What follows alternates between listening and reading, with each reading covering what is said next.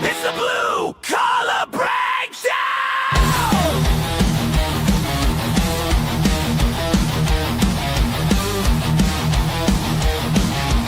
Welcome to the Blue Collar Breakdown!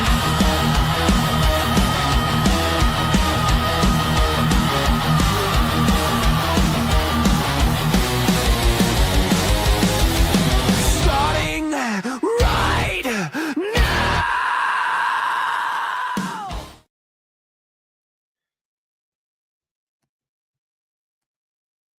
All right, welcome. I am out of my convalescence. I didn't have a podcast last week, but I'm back. My voice is almost back. This is Blue Collar Breakdown number 22. And the topic is the government-created affordability crisis. It'll be a quick one today. I'm just going to go over a CBS News article that I ran across. But before I do that, a couple of little housekeeping measures. First of all, gotta look at the piece I had last week on the Libertarian Institute. Crony capitalism, not socialism, is the threat to America. I take former 2020s John Stossel, now at Reason Magazine, to the woodshed for saying that, gee, the kids have it better today than they've ever had it. And they actually don't. They have it about the same as their parents and their grandparents. But the boomers actually did improve over their parents. So there's actual real generational improvement up until the boomers, and then glacial improvements. So you want to get it, and I covered that in my last podcast generally, and it's a little more detailed in this piece. So you definitely want to take a look at that. Okay. Also, even though I didn't do a podcast last week, my podcast, the Blue Collar Breakdown, I did do 2 podcasts as a guest. I was on Sentinels of Liberty with Jeremy Andert. So you want to check that out. My voice was really rough there, but I think you get some good perspective from that. And then also I did my buddy Tom Mullen, his podcast, Tom Mullen Talks Freedom. So that'll be up. I think that's up now. I did that last night. So there you go. 2 more podcasts. Even though I didn't do a podcast last week, you got 2 more opportunities to hear me and an opportunity to read me. And I've got another piece coming up at the Libertarian Institute on inflation. So you definitely want to keep checking out the Libertarian Institute, especially there's so much great stuff up at the Libertarian Institute. There's so much stuff up there. You really got to keep checking that website every day because there's always new great stuff there. Okay. So for today, I just want to talk about this affordability crisis. And what caught my mind was this CBS News article, America's deepening affordability crisis. And of course, why are Americans having trouble? Well, it says he's going to sum it up in 5 charts. The guy who writes the article, or the woman who writes the article, Amy Beachy, she's going to say, okay, 5 charts. This explains why. Okay, well, let's look at these charts. Okay, number 1, food prices. Food prices are up. Well, why are food prices up? Well, part of it is inflation, right? They printed more money. That makes the prices go up. And wages don't automatically rise all the time when they print more money. So it takes a while for you to bargain with your employer to get your wages back up to the wage level that it was at. And we are actually now in the second quarter of 2025, only now median wages have recovered to the level they were in the fourth quarter of 2020. Real median wages, if you adjust for inflation, are only up to the level that they were in the fourth quarter of 2020. So just inflation, that's it. But then also think about when you go to the grocery store, a lot of the other stuff that you buy, a lot of the things that you buy are imports. They're tariffed. So the tariffs have increased. The taxes have increased on them. Things like coffee, things like tropical fruits. There's a lot of foods that are imported, and you don't always know it. You don't always realize it because a lot of these foods are even if some of the tools used to manufacture or harvest the crops, even if they're imported, that can raise the price of the crops, even if they're grown domestically. So you've got food. That's another one. Okay. So 2 factors of government: inflation and tariffs increase food prices.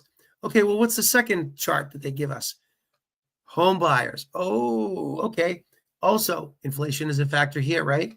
Because they print more money, asset prices go up. But also, interest rates went up. The Federal Reserve lowered interest rates for 22 years, from 2000 to 2022. And what happened was the sticker price went way up because the market price has nothing to do with the sticker price, because whether or not you can buy a house is all based upon whether you can afford the monthly payment. That's always been the case. And that's the case whether you're rich or poor. The wealthy also buy real estate on credit. So if they lower the interest rate, that just means the sticker price is going to go up. And what happened was the sticker price went up from 2000 to 2022, and then they raised the interest rate. The Federal Reserve Bank raised the interest rate in 2022, 2023, 2024, and they're lowering it now. But the unaffordability crisis has continued for housing, even though housing prices are starting to come down, even though the Federal Reserve has lowered their interest rates, their target interest rates. The home mortgage interest rates haven't yet caught up to the target rates, because typically home mortgages are tied to 10-year treasuries. That's how they basically do it. And 10-year treasuries are still stuck in the 4% range. So that means that mortgages are still in the high in the sixes.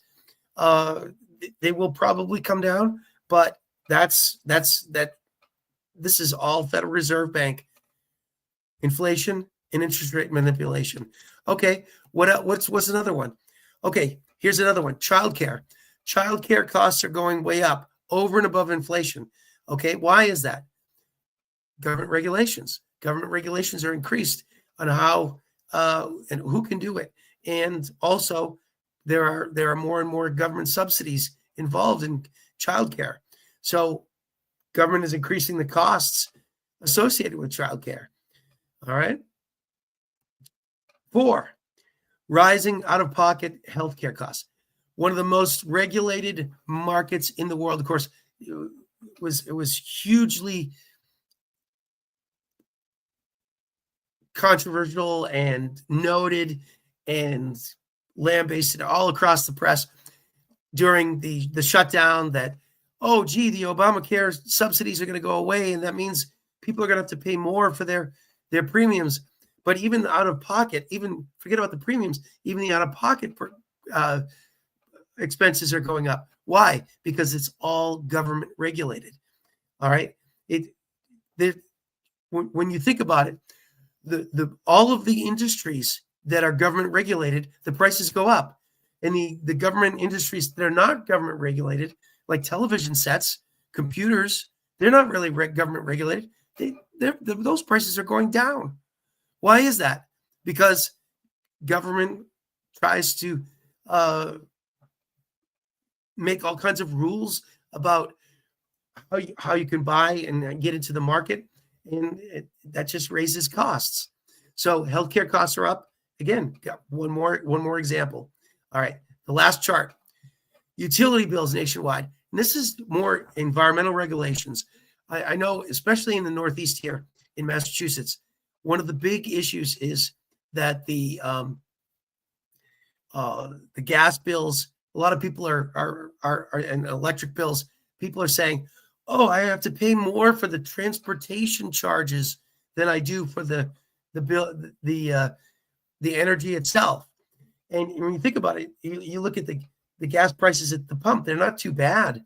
Gasoline prices aren't bad. Why are electricity prices through the roof? Why are natural gas prices through the roof? Why would they be?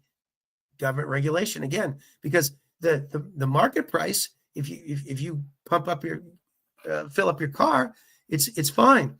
The ability to generate electricity is not any more expensive than it was before, and yet look, the average utility bill is going up dramatically over the last couple of years, and this is because of environmental regulations, again created by the government. The government is making things less affordable, and what's going to happen here is, as a general rule, they're going to blame, oh, well, this is all just trickle down economics. This is all just the free market. This is all just profit taking. But in reality, if you look at the company, the industries where there are huge profits, computers and televisions and all, the prices are actually falling. They don't need subsidies. It's those industries where the government is most regulated that those industries are increasing the most. And of course, the underlying consumer price index increases due to money printing and interest rate manipulation, all of those things. So government is having that impact. And what is the reaction from the federal government, from Donald Trump? Oh, well, you can't afford a house? Well, you can't afford a 30-year mortgage, but maybe you can afford a 50-year mortgage. But that's not really making it more affordable to say, oh, pay an extra several $100,000 for your house over another 20 years of debt slavery. That's not a solution.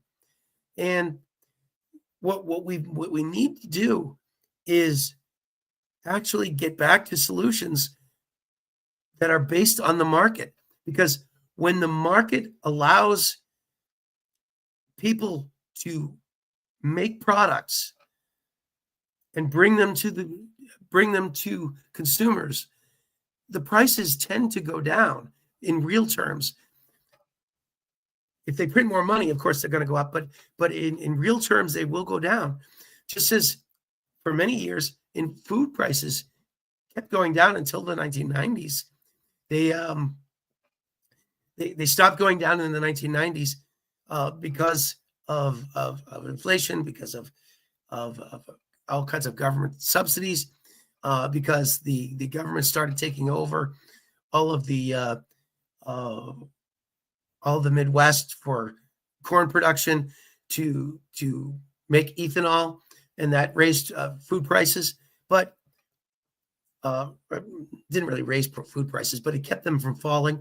So what we need to do is get the government out of these markets, and that will help consumers get products, and it'll help poor people. It'll help working people get more of what they need for less. Okay, I have no voice, so I'm going to make this a short one today, but this is my podcast. I would ask you guys to subscribe, like, share, and save this. I will have guests in the future, and I will have a better voice next week, I hope. But we'll see you again next time on Blue Collar Breakdown. Hey, this is Tom Eddlem. Be good.